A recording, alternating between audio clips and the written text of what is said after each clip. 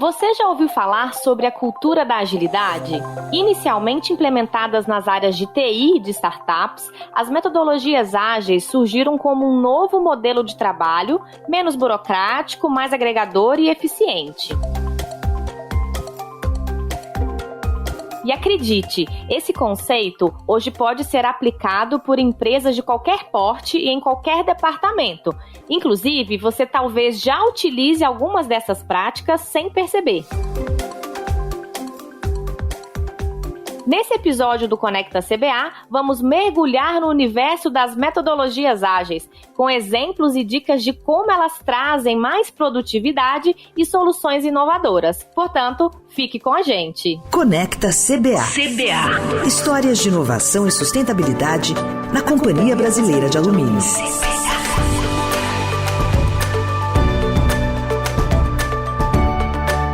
Ouvinte, eu sou a Ludiane Lara, consultora de comunicação da CBA, e recebo 2 convidados muito especiais para o nosso bate-papo de hoje. Seja bem-vindo, André Cardoso, consultor de desenvolvimento de mercado, produto e inovação na CBA. Tudo bem com você, André? Tudo bom, Lud, com você. Um prazer estar com vocês aqui.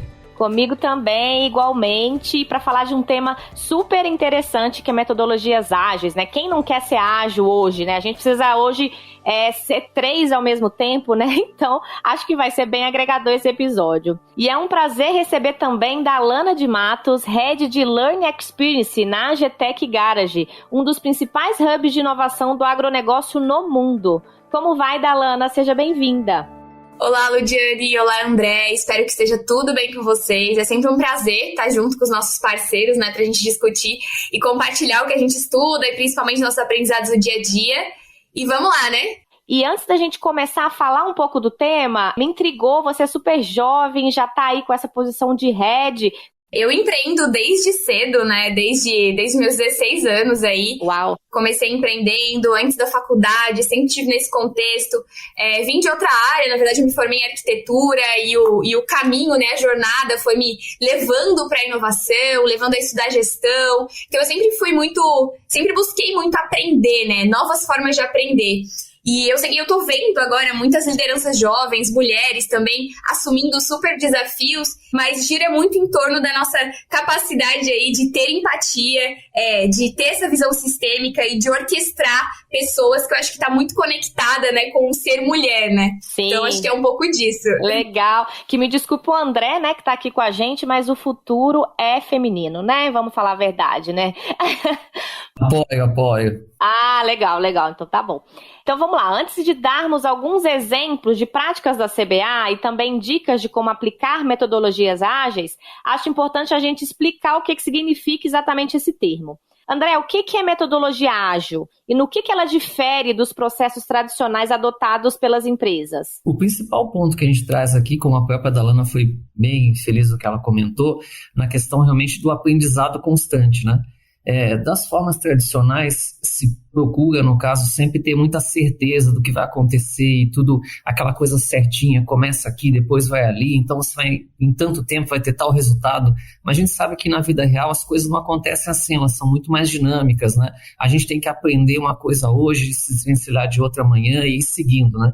E a metodologias ágeis, elas também são ferramentas que ajudam a gente a ter um trabalho de buscar ter, na verdade, um pensamento ágil. E esse pensamento ágil tem por base esse conceito de que eu realmente não tenho certeza de tudo.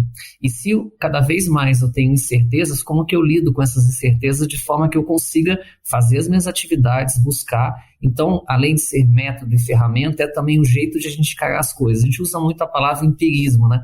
Então você tem que tatear e buscar como você vai fazer isso. Começou isso num movimento dentro da área de TI, área de programação, onde imagina desenvolver um software, uma plataforma, algo, né, bastante complexo, muitas entregas e os clientes mudavam, mas isso abriu portas aí para oportunidades de qualquer outras empresas também usufruírem desse pensamento ágil. Então, isso que acho que a gente que é o grande bacana, né? Você pensar que existe realmente dificuldade em resolver as coisas, que as mudanças são constantes e que dessa forma a gente tem que ser ágil para aprender e buscar ter as entregas suficientes para aquele momento e depois ir galgando as seguintes, né? Esse modelo de trabalho, ele tem ganhado força dentro das empresas, né, André, pelo que a gente tem percebido. A AGTech Garage, que está aqui com a gente no nosso bate-papo, funciona como uma comunidade e reúne diversas startups. Eles incentivam o uso de metodologias ágeis por parte das empresas. Dalana, podemos dizer que esse método de trabalho rompe barreiras nas corporações? É uma proposta bastante colaborativa, certo? Certíssima, Luziane, você está super certa. Esse trabalho em time diverso e colaborativo, né, é a base para que essa forma de trabalho ágil aconteça, né? Mas uma coisa que eu quero destacar aqui, que eu acho que o André já até introduziu um pouquinho na fala dele, né? Que é quando a gente fala em colaboração, a gente está falando de um elemento cultural. E essa cultura ágil que rompe essas barreiras nas organizações e abre espaço para que esses métodos específicos, né, esses métodos ágeis específicos, esses frames, essas ferramentas que a gente usa para atingir um determinado resultado final junto com diferentes áreas das empresas, isso que a gente incentiva aqui no Hub, né? Porque o próprio envolvimento das empresas com startups que tem na base essa abordagem flexível e adaptável exige que as empresas tenham uma postura diferente do que elas estão acostumadas no dia a dia, né? Mas voltando, enfim, para as metodologias em si, né? Que são as ferramentas Scrum, Kanban, pode ser que esteja ouvindo aqui, né? Já tenha ouvido falar, que são as mais conhecidas, elas são meios. E elas sozinhas, elas não rompem barreiras, né? Inclusive, quando elas vêm distante dessa transformação cultural, dessa cultura ágil, a adoção de uma ferramenta, né? Uma ferramenta nova, isolada, né? Ela pode virar mais trabalho e ter um efeito reverso.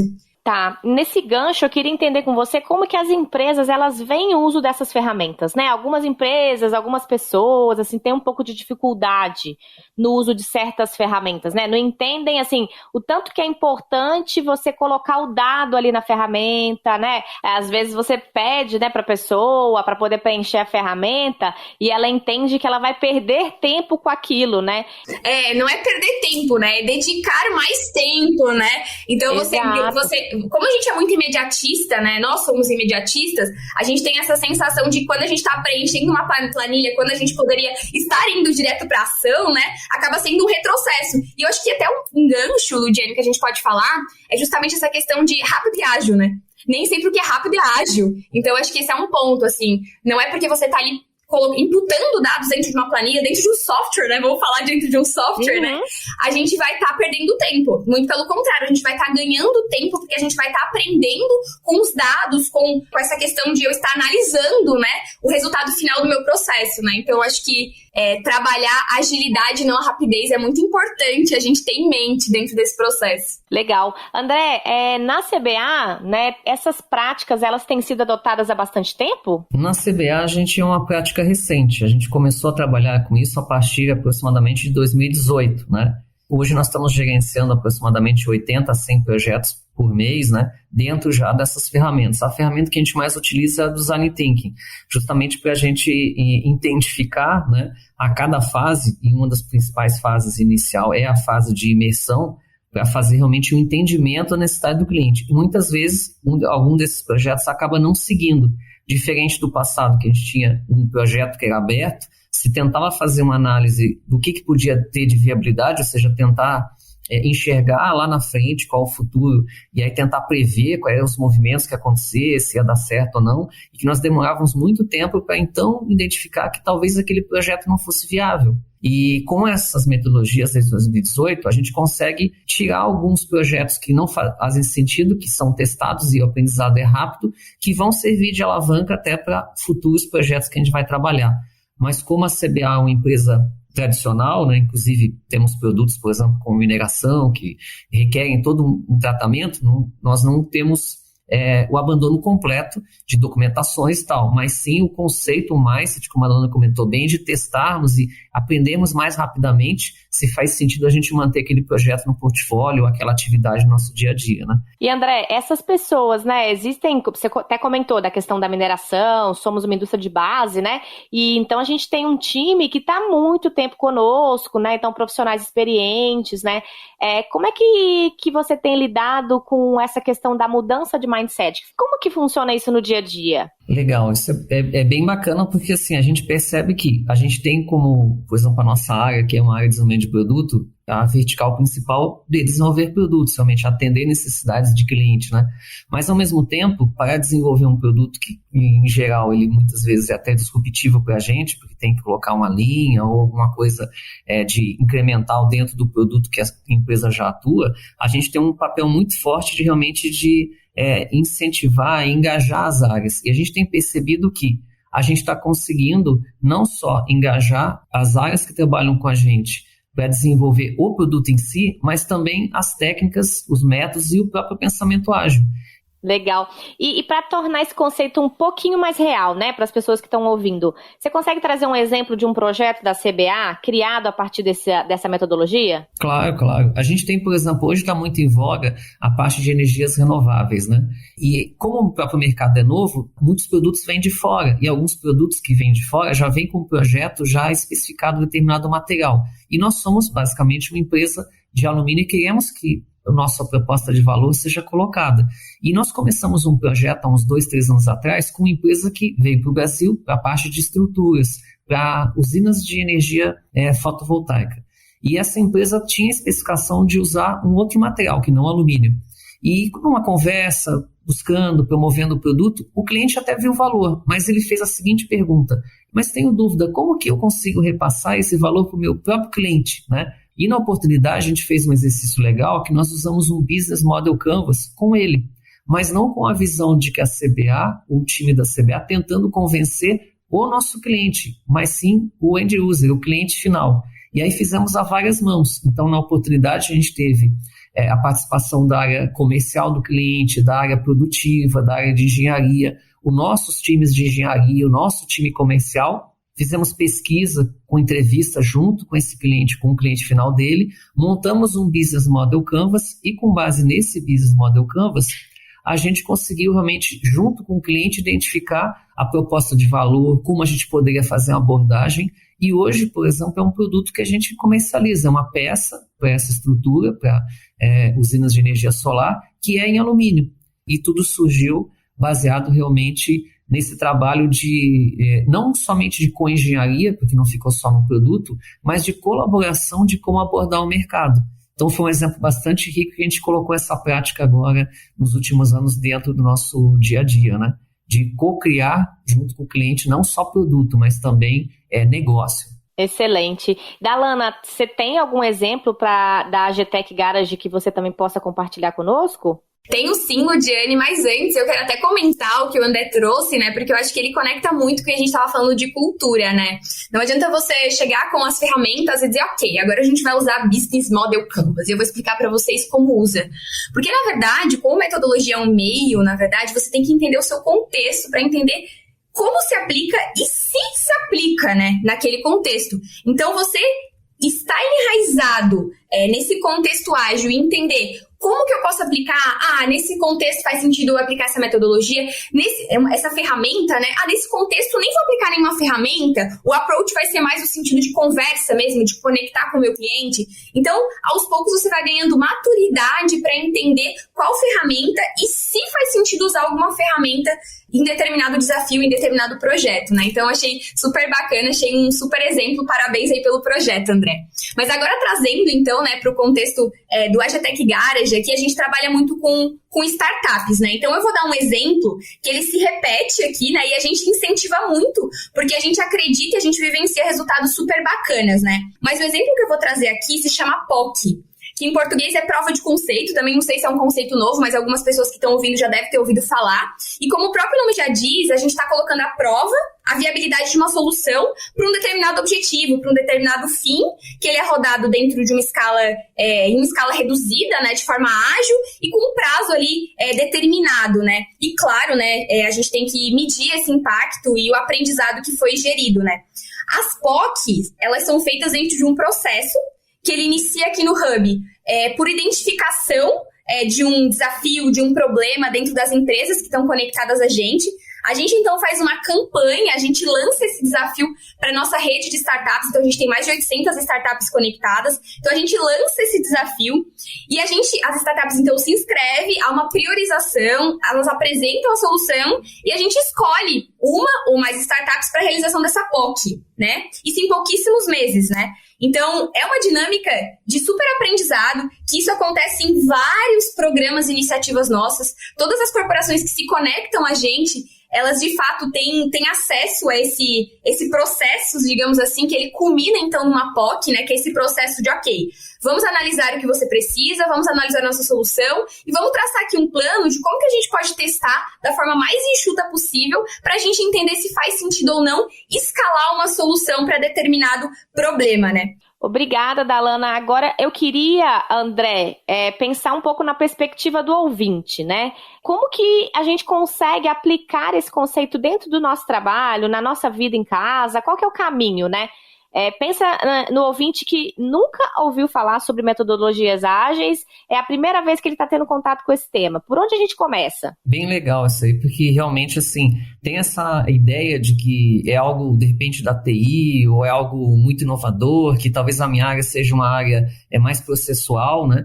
E como a Dalana, você está comentando nesse nosso bate-papo aqui, é pensamento, é cultura. Então, assim, a primeira dica que eu daria é comece. Ouvinte, comece, estude, procure realmente, né? Hoje tem vários sites, se aproxime desses ecossistemas, né? E vocês vão ver que comecem a usar algumas ferramentas, né? E comece devagar, comece com um primeiro passo, uma primeira ferramenta. Não adianta vocês terem aquele conceito do tradicional, que é de repente, então vou procurar uma ferramenta para isso, para aquilo e tal. Não, comece uma ferramenta, escolha uma ferramenta que você vê que pode gerar valor para o seu negócio, para a sua área, para a sua atividade. Aprender com aquilo, fazer pacotes de pequena entrega, ou seja, implemente a metodologia ágil e o pensamento ágil na sua empresa, no seu local de trabalho, assim como a metodologia ágil fala, em partes. Né? Eu acho que essa é a primeira dica aqui, e acredite que dá para todo mundo, qualquer um de nós pode trabalhar de forma ágil, tá? Vem com a gente, estamos à disposição, vamos junto. E como, Dalana, que a gente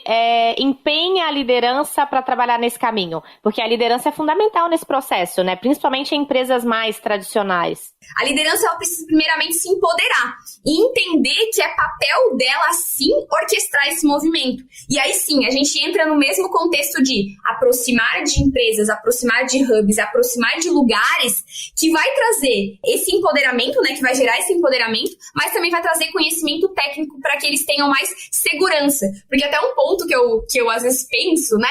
Que é no sentido, as empresas que ainda não estão inovando, que as lideranças não estão engajadas, eu acho que não é porque elas não querem. Talvez é porque não conheçam, ou às vezes não saibam como fazer e chegar nos mesmos resultados. Pô, vou experimentar, mas eu tenho que entregar resultado. Não vou continuar fazendo do jeito que eu já faço e eu tenho resultado e segurança.